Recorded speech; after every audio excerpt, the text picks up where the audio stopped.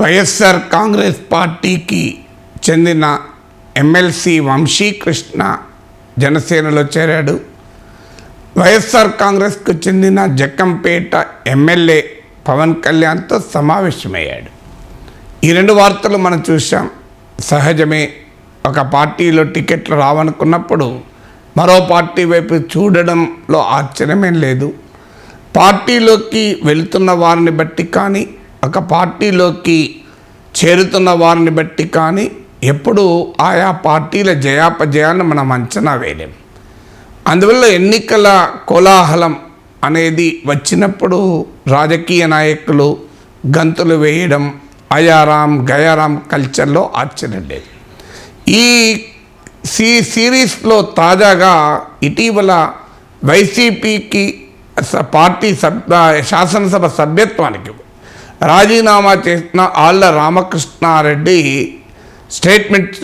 తాజా స్టేట్మెంట్, షర్మిల వెంట నడుస్తాను అని. అంటే ఇటీవల వచ్చినటువంటి రాజకీయ వార్తలు, వదంతులు అని కొంతమంది అనొచ్చు, కానీ బలమైన వార్తలే.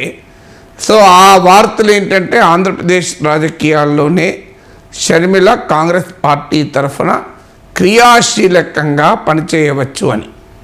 సో క్రియాశీలకంగా షర్మిల ఎంటర్ అవుతారు అని వార్తలు వస్తున్న సమయంలో ఆమె తమ సోదరుడైన జగన్మోహన్ రెడ్డిని ఎదుర్కొంటారు అని ఇండికేషన్స్ వస్తున్నాయి, సూచనలు వస్తున్నాయి. నారా లోకేష్కు వైఎస్ఆర్ కుటుంబం తరఫున క్రిస్మస్ గిఫ్ట్ పంపడంతో అది తేటతెల్లమైంది. ఈ పరిస్థితుల్లో ఆళ్ల రామకృష్ణారెడ్డి ఆర్కేగా పిలువబడే వైసీపీ నాయకుడు చేసిన వ్యాఖ్య కీలకం. అంటే దీని అర్థం ఏంటి? వైఎస్ఆర్ కాంగ్రెస్ పార్టీలో అసంతృప్తులుగా ఉన్నవారు, వారి గ్రీవెన్సెస్ ఉన్నవారు, టికెట్లు రానివారు, అవకాశాలు లేనివారు టీడీపీలోనో జనసేనలోనో చేరుతారు. ఇప్పటిదాకా ఉన్న అవకాశం ఇప్పుడు తాజాగా షర్మిల ఎంట్రీ ఇవ్వడంతో మరో వేదిక లభించింది. లేకపోతే కాంగ్రెస్లో చేరాలని ఈ నేతలు ఎవరు కూడా ఆశించేవారు కాదు. ఎందుకంటే కాంగ్రెస్కు ఆంధ్రప్రదేశ్లో హార్డ్లీ 1% ఓటు ఉంది. అందువల్ల కాంగ్రెస్లోనూ బీజేపీలోనూ చేరే అవకాశం లేదు. మీకు తెలంగాణలో బీఆర్ఎస్ అసంతృప్తులు బీజేపీలో కాంగ్రెస్లో రెండు పార్టీలు చేరారు. వాళ్ళకి రెండు వేదికలు ఉన్నాయి. మన గతంలో కూడా నేను మాట్లాడాను. ఆంధ్రప్రదేశ్ రాజకీయాలకు వచ్చే వరకు ఏంటంటే వేదికలు లేవు. వైసీపీలో ఇష్టం లేని వాళ్ళు టీడీపీ జనసేనలో చేరాలి. కానీ ఆప్షన్స్ లేనప్పుడు ఏమవుతాయంటే టీడీపీ జనసేనలో కూడా ఆల్రెడీ వేకెన్సీ లేవు. ఆల్రెడీ తెలుగుదేశానికి చాలామంది నాయకులు ఉన్నారు. ఇప్పుడు జనసేన పొత్తు కూడా మొదలైంది. దీంతో 175 స్థానాల్లో అదనంగా ఖాళీ లేవు. ఏదైనా వైసీపీ నుంచి బయటకు వచ్చిన వారు చాలా పలుకుబడి ఉంటే తప్ప అకామిడేట్ చేసే అవకాశమే లేదు.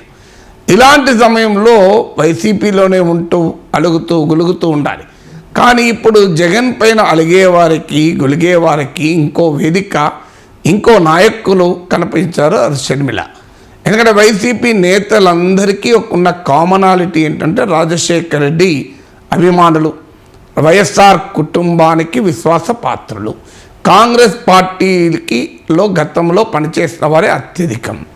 ఇప్పుడు షర్మిల ఎప్పుడైతే కాంగ్రెస్ పార్టీ నాయకురాలు అవుతారో వారికి కల్చరల్ కంపాటిబిలిటీ ఉంటుంది. అంటే తాము గతంలో పనిచేసిన కాంగ్రెస్ పార్టీ, రాజశేఖర రెడ్డి కుటుంబం పట్ల తమ విధేయతకు కొరత లేదు.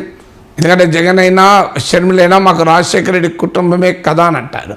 దాంతోపాటు షర్మిల రాకతో కాంగ్రెస్ ఏమైనా పునర్జీవం పొందుతుంది అనే ఆశ కూడా ఈ నేతల్లో కలుగుతోంది. అందువల్ల వైసీపీలో నుంచి బయటికి వచ్చి టీడీపీలో చేరితే వారు ఇప్పటిదాకా ఉన్న రాజకీయ అస్తిత్వం ప్రశ్నార్థకమవుతుంది. టీడీపీలో చేరిన తర్వాత వైఎస్ అభిమాన ఓటర్లు ఆ నాయకుని పట్ల సహజంగానే వ్యతిరేక దృక్పథంతో ఉంటారు. పర్సనల్గా ఉండే ఓటింగ్ ఉంటే ఉండవచ్చు, కానీ వైఎస్ఆర్ కాంగ్రెస్ అభిమాన ఓటర్లు మాత్రం పార్టీ నుంచి వెళ్ళిపోయి టీడీపీలోనూ జనసేనలో చేరితే వారి వెంట ఆ ఓటింగ్ వెళ్ళదు. పార్టీ అనుకూల ఓటింగు, రాజశేఖర రెడ్డి అభిమానుల ఓటింగ్ వెళ్ళదు. ఏమైనా ఉంటే వ్యక్తిగతంగా ఆ నాయకునికి, ఆ ఎమ్మెల్యేకు బలం ఉంటే వేరు. ఇప్పుడు ఏమవుతుంది అంటే వ్యక్తిగత బలంతో పాటు రాజశేఖర రెడ్డి వారసత్వ కొనసాగింపునేమే కదా మేము పట్టుకుంటున్నది అని చెప్పడానికి అవకాశం ఉంటుంది. అందువల్ల వైసీపీ నుంచి ఒక కంప్లీట్లీ హోస్టైల్ పొలిటికల్ ప్లాట్ఫామ్, ఒక శత్రుపూర్వక రాజకీయ వేదిక కాకుండా షర్మిల నాయకత్వంలోకి వెళ్ళడం అంటే కొంత రాజకీయ పరంగా సమర్థించుకోవటానికి, రాజశేఖర రెడ్డి అభిమానులకు చెప్పుకోవడానికి అవకాశం ఉంటుంది.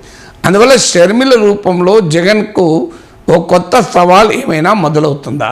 ఎందుకంటే గణనీయమైన సంఖ్యలో ఎమ్మెల్యేలను మా టికెట్ ఇవ్వకూడదు సిట్టింగ్ ఎమ్మెల్యేలు. ఇటీవల కేసీఆర్ అనుభవం నుంచి జగన్ నేర్చుకుంటున్నాడు. కొన్ని వార్తలైతే 40, 50, 82, 92 వరకు కూడా ఇచ్చారు. అయితే 92 వరకు ఇచ్చిన వారు వైసీపీ సహజంగానే అంగీకరించని తెలుగుదేశం అనుకూల మీడియా.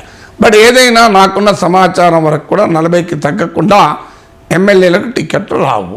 సో వీరిలో కొంతమంది అయినా షర్మిల నాయకత్వంలోకి వెళ్ళి షర్మిల రావడం వల్ల వచ్చిన బలము, కాంగ్రెస్ పార్టీ ఏమైనా పునర్జీవం పొందితే ఆ ఓటింగు, అలాగే వీరు వ్యక్తిగతంగా ఎమ్మెల్యేలుగా ఉన్నారు కనుక స్థానికంగా వీళ్ళకున్న ఓటింగ్, ఇవన్నీ గనక వెరసి జగన్ పైన అసంతృప్తి కూడా కలిసి వారికి ఏమైనా ఓట్లు వస్తే అది వైఎస్ఆర్ కాంగ్రెస్కి ఎంత నష్టం చేస్తుంది అన్నది ఇప్పుడు ఒక క్వశ్చన్ మార్క్గా ఉంది. అందువల్ల జగన్ రిబల్స్కు షర్మిల రూపంలో ఒక కొత్త ఆశాకిరణం కనబడుతోంది.